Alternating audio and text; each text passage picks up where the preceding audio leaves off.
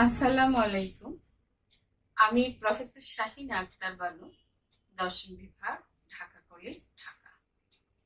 শিক্ষার্থীবৃন্দ, আশা রাখি তোমরা যেখানেই আছো নিরাপদে আছো এবং ভালো আছো।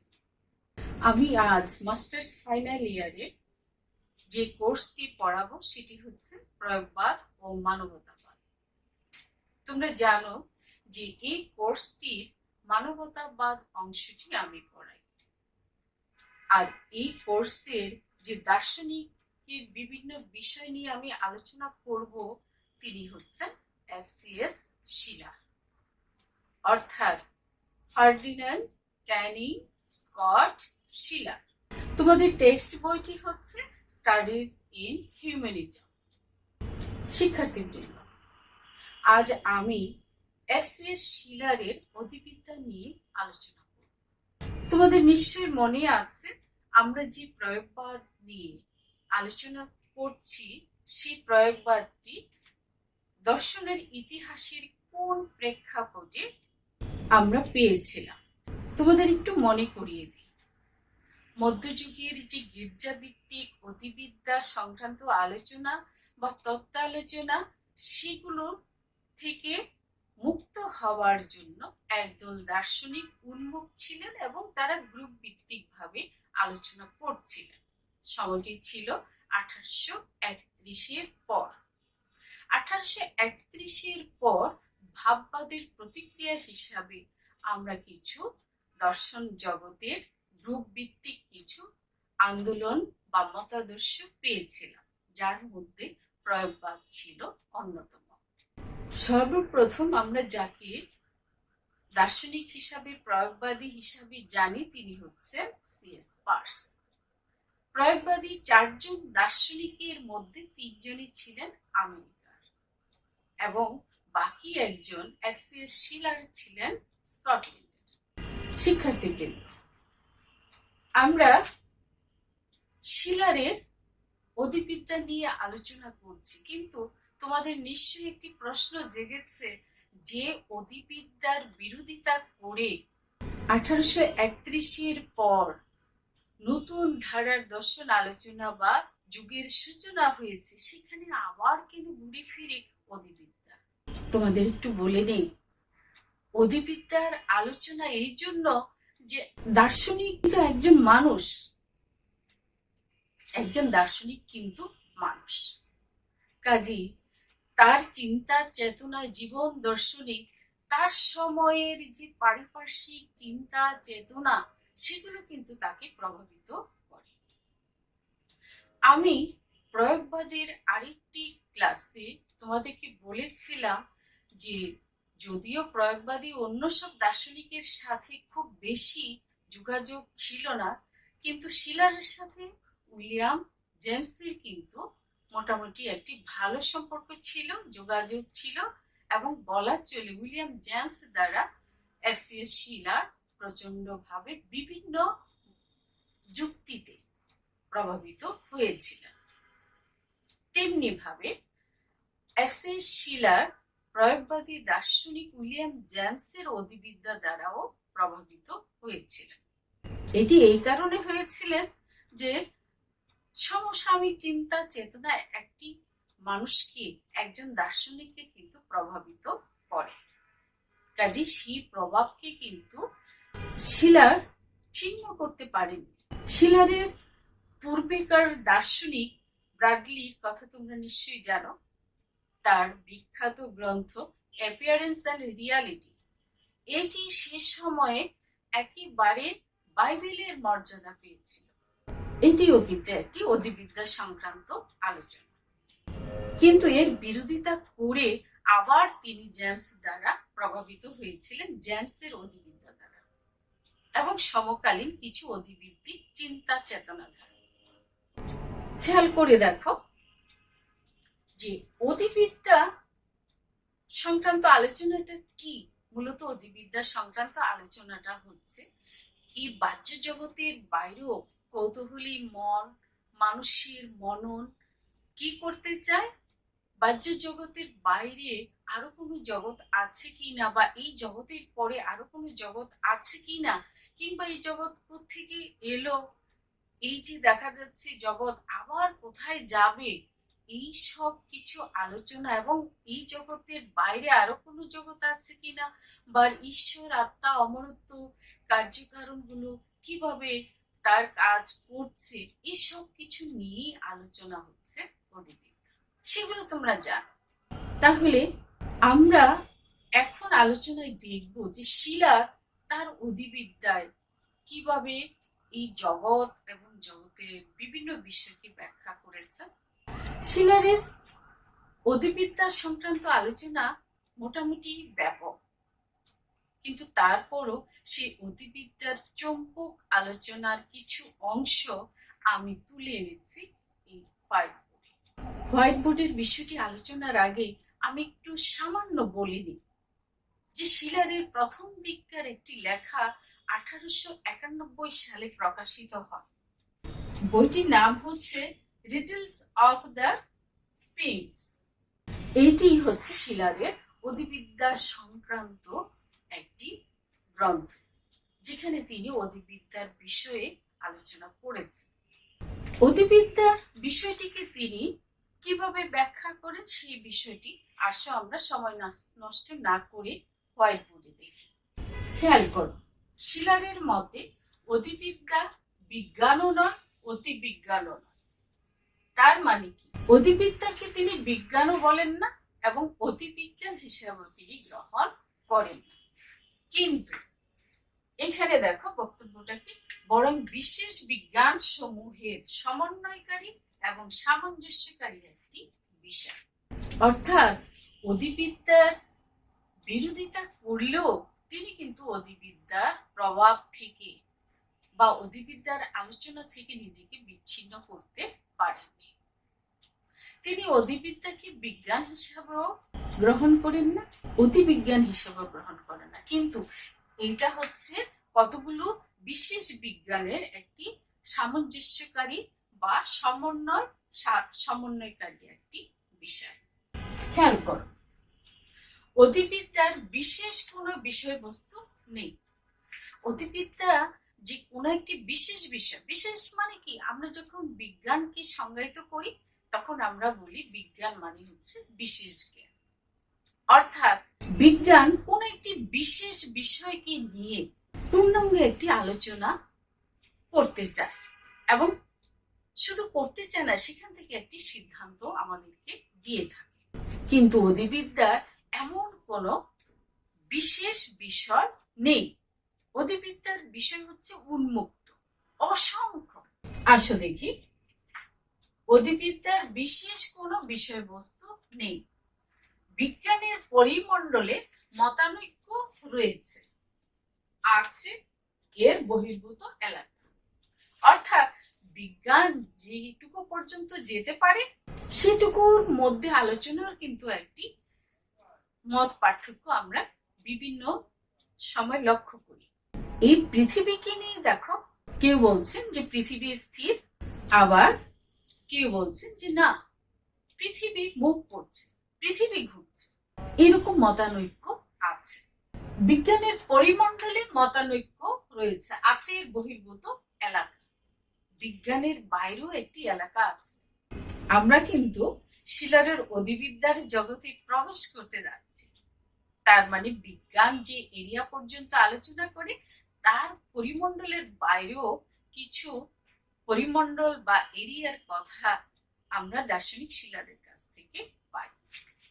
আসো এখন দেখি, নতুন বিজ্ঞানের সৃষ্টির এবং উন্নয়নের সঙ্গে সঙ্গে তারা তাদের উচ্চ স্থল থেকে নিজেদেরকে স্বতন্ত্র বলে দাবি করে। তখন দর্শনের কাজ হয় আলাদা বিজ্ঞান সমূহের সমন্বয় করা। অর্থাৎ বিজ্ঞান তার নিজস্ব পরিমণ্ডলে যে বিশেষ বিষয়টিকে নিয়ে আলোচনা গবেষণা করে স্বতন্ত্র একটি সিদ্ধান্তে আসে, কিন্তু এই সিদ্ধান্তগুলোকে দার্শনিক বা দর্শনে কি করা হয়, একটি সমন্বয় সাধন করা হয়। প্রত্যেকটা বিশেষ বিজ্ঞানের মধ্যে যে সমন্বয় করে যে দর্শন, সেই দর্শনটির নামই কিন্তু দেওয়া হয়েছে অধিবিদ্যা। তখন দর্শনের কাজ হয় আলাদা বিজ্ঞান সমূহের সমন্বয় করা। আমাদের সীমিত জীবনে বৈজ্ঞানিক আবিষ্কারের কোনো শেষ হতে পারে না। বিজ্ঞানের পরিমণ্ডলে আমাদের জীবন তো সীমিত, তাই না? আমরা তো একটা কথা জানি যে আমরা হচ্ছি লিমিটেড বিং। দর্শন তো এটা বলে। কাজী বিজ্ঞানের জগতে কি করা হয়? বিজ্ঞান কিন্তু এই যে বিশেষ বিশেষ জ্ঞান নিয়ে যে আলোচনা করে, এই আলোচনার পরিসর হচ্ছে অনেক ব্যাপক, কিন্তু ব্যাপকের বাইরেও কিন্তু আরো ব্যাপকতা আছে। আমাদের সীমিত জীবনে বৈজ্ঞানিক আবিষ্কারের কোনো শেষ হতে পারে না, তেমনি অধিবিদ্যারও কোনো শেষ হতে পারে না।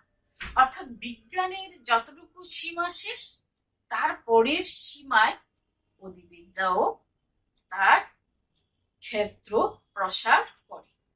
বিজ্ঞানের শেষ সীমায় অধিবিদ্যার ক্ষেত্রে কিভাবে প্রসার করে? দেখো, আমরা এখানে কিন্তু একটা ইঙ্গিত পাই। বিজ্ঞানের পরিমণ্ডলে মতানৈক্য রয়েছে, আছে এর বহির্ভূত এলাকা। তার মানে শিলার কিন্তু বিজ্ঞানের বহির্ভূত এলাকার কথা বলেছে। আর বিজ্ঞানের পরিমণ্ডলে সেটাও কিন্তু একটা বিশাল পরিমণ্ডল। সেখানে বিজ্ঞান কি করে? তার আবিষ্কারের কোনো সীমা পরিসীমা রাখে না। অর্থাৎ বিজ্ঞানের সাবজেক্ট সে পরিমণ্ডলে অসীম, কিন্তু সে অসীমের বাইরে আরো বেশি অসীম অধিবিদ্যার ক্ষেত্রে। সেটি দেখো, তেমনি অধিবিদ্যারও কোনো শেষ হতে পারে না। সত্যের অগ্রগতির মতো অধিবিদ্যারও অগ্রগতি হচ্ছে। সত্যের অগ্রগতির মতো অধিবিদ্যারও অগ্রগতি হচ্ছে। বিষয়টি একটু ব্যাখ্যা করি। সত্যের অগ্রগতি, তোমরা যখন দর্শন পড়ো তখন তো নিশ্চয়ই দর্শনের যুগ সম্পর্কেও তোমরা জানো। প্রাচীন, মধ্য, আধুনিক এবং সমকালীন যুগ। খেয়াল করে দেখো, প্রাচীন সময়ে জগৎ কোত্থেকে এলো এটি নিয়ে কিন্তু প্রশ্ন ছিল, এবং তার উত্তর ছিল থেলিস থেকে, যে জগৎ কিভাবে সৃষ্টি হয়েছে। পানির মাধ্যমে, কেউ বলেছে আগুনের মাধ্যমে, কেউ সংখ্যার কথা বলেছে, নৌসের কথা বলেছে। তোমাদের সেই কথাগুলো নিশ্চয় মনে আছে। কিন্তু আজ পানি সংক্রান্ত আলোচনার যেমন অগ্রগতি আছে, আবার অধিভিত্তিক আলোচনারও কিন্তু অগ্রগতি আছে। আমরা প্রাচীন দার্শনিক এরিস্টটলের 4টি কারণের কথা জানি। তিনি শেষ পর্যন্ত কিন্তু 2টি কারণে গিয়েছিলেন, এবং শেষ পর্যন্ত সেই 2 কারণের মধ্যেও কিন্তু আর একটি চূড়ান্ত কারণের কথা বলেছিলেন। এটি কিন্তু অধিভিত্তিক আলোচনা। আবার প্রাচীন কালে ছিল যে জগতে বহু সত্তার কথা স্বীকার করা হয়েছিল, যে এই জগৎ কিভাবে এসছে। তখন তার উত্তরে কিন্তু বলা হয়েছিল কি পানি, কি আগুন, কি নৌস ইত্যাদি ইত্যাদি। সেখানে সংখ্যা, সেই সংখ্যার হিসাবটাও কিন্তু আস্তে আস্তে কমে কমে শেষ পর্যন্ত এই জগৎ সৃষ্টির পিছনে একটি সংখ্যাকে বা একটি সত্তাকে স্বীকার করা হয়। মনে আছে কিনা তোমরা, তোমাদের সেই ফার্স্ট ইয়ারে কিন্তু পড়ানো হয়েছিল সত্তার সংখ্যা সংক্রান্ত আলোচনা, সত্তা দর্শনে, যে জগৎ বহু সত্তায় তৈরি, কিংবা এই বহু সত্তা থেকে আবার এলো যে জগৎ 2টি সত্তার মাধ্যমে তৈরি। প্লুরালিজম, মনিজম, ডুয়ালিজম মনে নেই তোমাদের? বহুত্ববাদ, দ্বৈতবাদ এবং একত্ববাদ। তো এইরকম আলোচনা আমাদের সীমিত জীবনে বৈজ্ঞানিক আবিষ্কারের কোনো শেষ হতে পারে না, তেমনি অধিবিদ্যারও কোনো শেষ হতে পারে না। সত্যের অগ্রগতির মতো অধিবিদ্যারও অগ্রগতি হচ্ছে। সত্য যেমন অশেষ যাচাইয়ের ব্যাপার প্রকৃতিগতভাবে, তেমনি অধিবিদ্যাও সাময়িক এবং আনুমানিক। সত্য প্রতিষ্ঠিত হতে গেলে অশেষ ভাবে সেটিকে যাচাই করতে হয়। কিন্তু অধিভিত্তিক আলোচনাটা দার্শনিক শিলারের মতে প্রকৃতিগতভাবে, তেমনি অধিবিদ্যাও সাময়িক এবং আনুমানিক। আনুমানিক কেন? দার্শনিক এরিস্টটল যখন অধিবিদ্যা সংক্রান্ত আলোচনায় 4 কারণের কথা বলেছিলেন, এটি তো একটি আনুমানিক ধারণাই ছিল। আনুমানিক ব্যাখ্যা ছিল। ইহা তাৎক্ষণিক বাস্তব নয়, অর্থাৎ তখনই বাস্তব হয়ে যাবে অধিবিদ্যা সেই সময় চার কারণ থেকে দুই কারণ থেকে একটি কারণে এসে যাবে এবং সেটি প্রমাণিত হবে, এরকম কিন্তু নয় ব্যাপারটি। নৈতিক বা প্রায় নৈতিক অথবা সম্ভবত সৌন্দর্য বিষয়। প্রত্যেক অধিবিদ্যাই যেন একটি কবিতা। অনেক চমৎকার করে দার্শনিক শিলার অধিবিদ্যার ব্যাখ্যায় বলেছে। যেমন আমরা প্রাচীন সময় থেকেই তো দেখি যে এই জগৎ কে তৈরি করলো, এই প্রশ্নটি কিন্তু এক ধরনের অধিভিত্তিক আলোচনা, আবার বিজ্ঞান সম্মত। এই প্রশ্ন থেকে যেমন অধিবিদ্যার আলোচনা হতে পারে, হয়েছে, আবার তেমনি ভাবে এটি বিজ্ঞানের একটি আলোচনার বিষয়বস্তু হয়ে এসেছে এবং আজ পর্যন্ত সেটি হচ্ছে। তেমনি ভাবে অধিবিদ্যার আলোচনারও কিন্তু শেষ নেই। আমরা যখন অ্যারিস্টটলের চার কারণ থেকে এক ঈশ্বরের কথা শুনি, কিংবা আমরা যখন স্বর্গরাজ্যের কথা শুনি, কিংবা আমরা যখন প্লেটোর প্রত্যয়বাদের কথা শুনি বা পড়ি, তখন কিন্তু আমরা সেই রকম জগতে চলে যাই, ওয়ার্ল্ড অফ আইডিয়াসে কিন্তু আমরা চলে যাই, কল্পনা করি। তাহলে অধিভিত্তিক সংক্রান্ত এই যে এক একজনের এক এক রকম ব্যাখ্যা আলোচনা, এটি কিন্তু দার্শনিক শিলারের কাছে একটি কবিতার মতো মনে হচ্ছে। প্রত্যেক অধিবিদ্যাই যেন একটি কবিতা। অধিবিদ্যার তথ্যসমূহ ব্যক্তি তথ্যের সঙ্গে সম্পর্কিত। আমার মনে হয় যে এটি তোমরা বুঝতে পারছো যে অধিবিদ্যার তথ্যসমূহ মানে অধিবিদ্যার এই ব্যাখ্যাগুলো কারা দেন।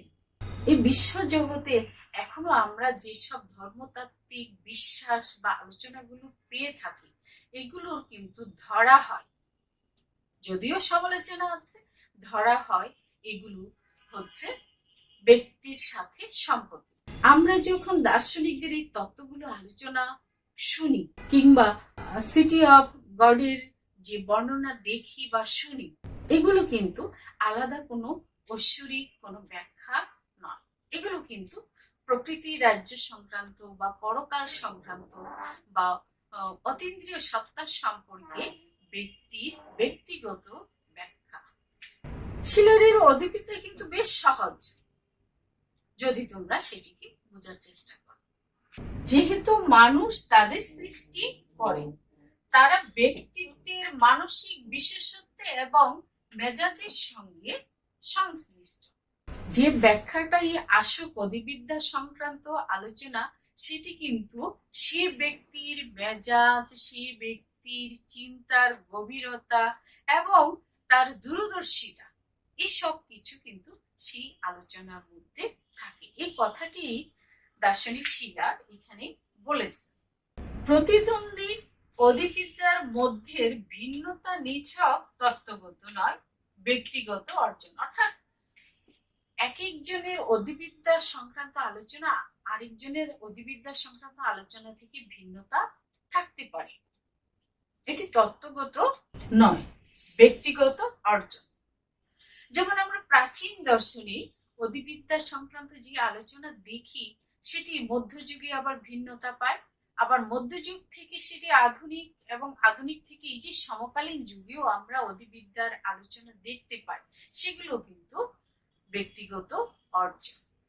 অধিবিদ্যাবিদের ব্যক্তিত্ব বিজ্ঞানের তথ্য মূল্যায়নের নীতি সরবরাহ করে। অর্থাৎ এক একজন অধিবিদ্যিক যারা অধিবিদ্যা ব্যাখ্যা করেন, তাদেরকে অধিবিদ্যাবিদ বলা হয়। সেই অধিবিদ্যাবিদদের ব্যক্তিত্ব কি করে? বিজ্ঞানের তথ্য মূল্যায়নের নীতি সরবরাহ করে। অর্থাৎ তারা তাদের দূরদৃষ্টি বা জ্ঞানের গভীরতা দিয়ে বিজ্ঞানের সাথে একরকম সংশ্লিষ্টতা তৈরি করে এবং সেই তৈরির ভিত্তিতে বিজ্ঞানের তথ্যসমূহ মূল্যায়নের নীতি সরবরাহ করতে পারে। তাদেরকে এমন পদ্ধতিতে সাজায় যে, অর্থাৎ সেই অধিবিদ্যা সংক্রান্ত বিষয়গুলো এমন ভাবে সাজানো হয় যে তাদেরকে এমন পদ্ধতিতে সাজায় যে তার জগৎকে তার অন্তরের কামনার কাছে নিয়ে আসে। অনেক চমৎকার ভাবে কিন্তু শিলার অধিবিদ্যাকে ব্যাখ্যা করছে। অর্থাৎ অধিবিদ্যা তো মানুষের সৃষ্টি দার্শনিক শিলারের মতে। অর্থাৎ শিলার বলছেন যে মানুষ অধিবিদ্যা তার মননী চিন্তার গভীরতায় যেভাবে অধিবিদ্যার বিষয়টিকে সাজায় এবং এই বিষয়টিকে এমন ভাবে উপস্থাপন করা হয় যে এই পৃথিবীটা তার মনের মধ্যে তার অন্তরের কামনার কাছে নিয়ে আসে। আমরা পরকালে এই জগতের পরে যে পরকালের একটি চিত্র দেখি, এই চিত্রটি অধিবিদ্যাবিদদেরই বিশ্লেষণের একটি চমৎকার আবহ তৈরি করে, যে আবহে আমরা এই জগৎ পরজগৎ বা পরমাত্মা ইত্যাদি সম্পর্কে আমাদের যে মনে যে একটি কামনার জগৎ আছে সেই কামনার জগৎকে অধিবিদ্যা সাজিয়ে দেয়। আমরা চিন্তা করি যে এই জগতের পরে আমরা পরজগতে কতটা ভালো থাকবো, এই জগতের পরে অন্য কোনো জগতে আমরা অমরত্ব লাভ করব। অধিবিদ্যার বিষয়টিকে শিলার এইভাবে বর্ণনা করেছে, কিন্তু সে বিষয়টি কিভাবে কাজ করে সেই অংশটি যদি আমরা দেখি তাহলে সেখানে দেখব যে শিলা অধিবিদ্যায় কিন্তু বিবর্তনবাদকে ব্যাখ্যা করেছে। অর্থাৎ বিবর্তনবাদ যে মতবাদটি আছে সেই মতবাদের মতো করে অধিবিদ্যাকে তিনি প্রতিষ্ঠা করতে চেয়েছেন। বিবর্তনবাদে আমরা দুজন বিখ্যাত দার্শনিককে পেয়েছি, একজন হচ্ছে স্পেন্সার, আরেকজন হচ্ছে ডারউইন।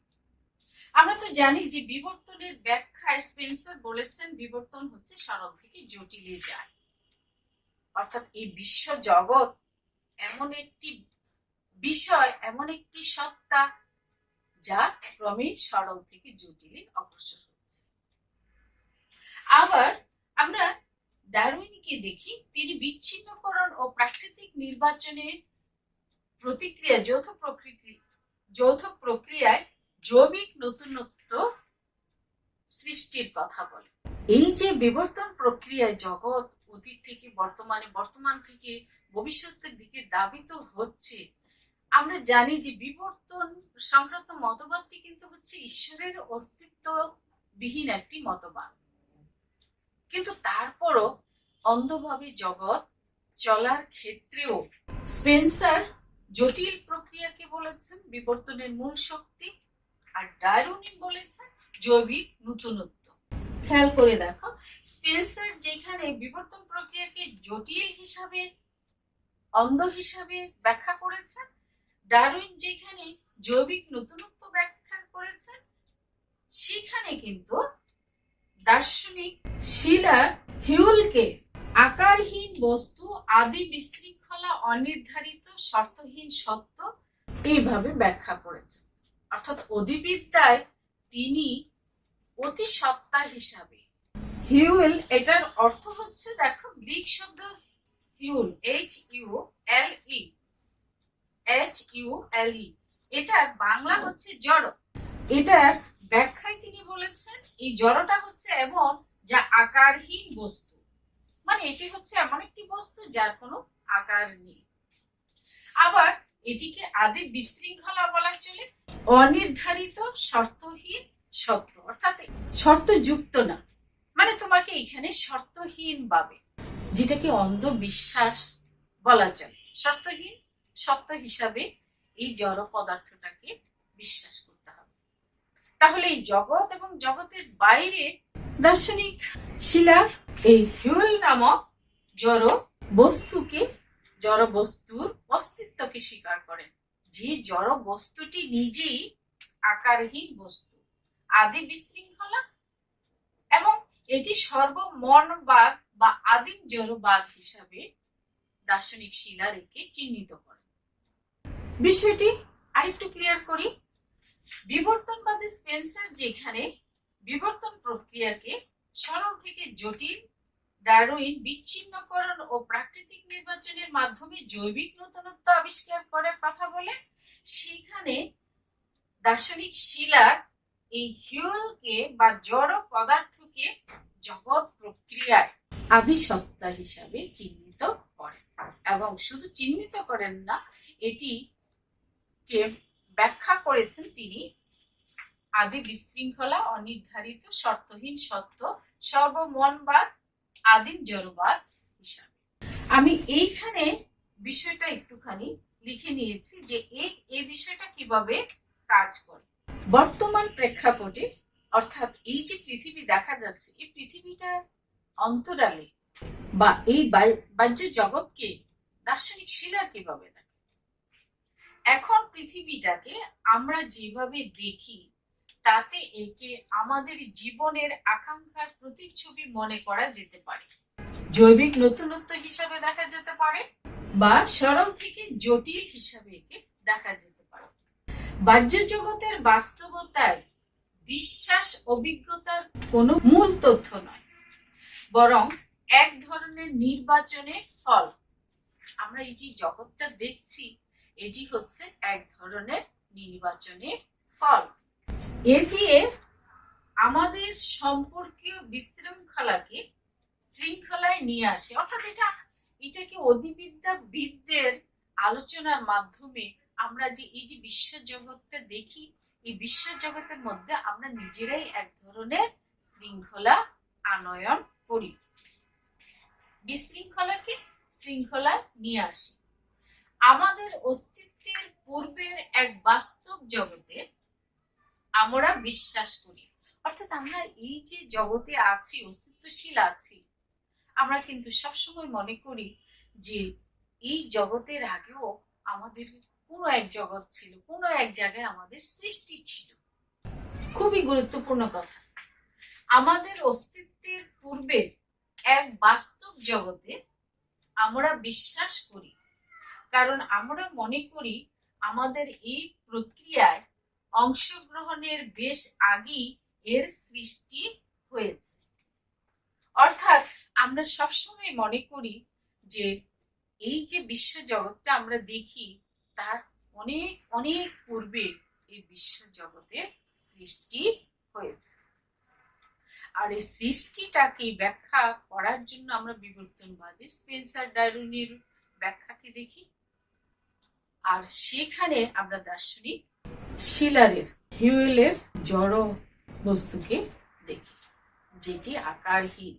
তোমাদের কি মনে হয় যে শিলার কিংবা প্রয়োগবাদী দার্শনিকেরা, বিশ্লেষণী দার্শনিক বলো কিংবা যৌক্তিক প্রত্যক্ষবাদীরা বলো, তারা যে অধিবিদ্যাকে বিচ্ছিন্ন করে আলাদা মতাদর্শে বা আলাদা রকম দর্শনের যাত্রা শুরু করতে চেয়েছিলেন, সে যাত্রায় অধিবিদ্যা কি একেবারেই বাদ গিয়েছে?